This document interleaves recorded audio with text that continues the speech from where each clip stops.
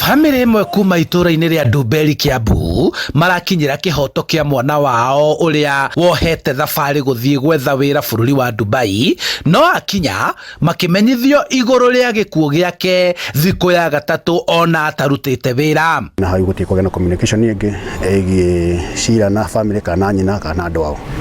Nitukoretwo tukete mathina maritu muno na makiria kuma date 3 ria communication yagire nituthiete kwa nginya kwa thirikari na nigetha mwana tuhote kuona kihoto gitu ndu wa mwana ucio witu.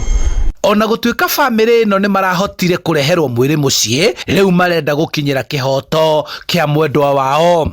Mundu oimite kwa mugima na ndari na thina wa mwiri turehoya hata mucii gitu kana hihi na bururi ona makiria thini wa kaunti ya Kiambu kwita makesi maingi ningienda ka tugia tuta family andu acio maru ikinya ri iguru muno nigetha utikanage no ndoto cio ringi nigetha mamenyeke uria megukwo.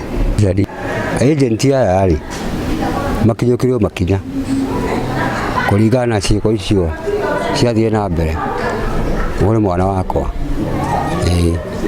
Family ino irakoretwo mageria-ini ma gucokia mwiri wa George Cira na mucii na maramenyithio gukinya kwa mwiri uyu uri ta murigo, na riu marenda mitaratara ya mathiko itanarikirira thirikari ya Kenya na ya bururi uria athiite gwetha uboco mateithie gukinyira kihoto.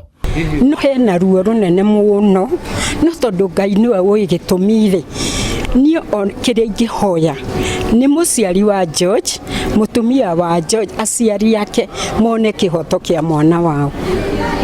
Handu-ini ha Inooro TV kuma Ndumberi kaunti-ini ya Kiambu, njĩtagwo Charles Gĩkunga wa Kariuki.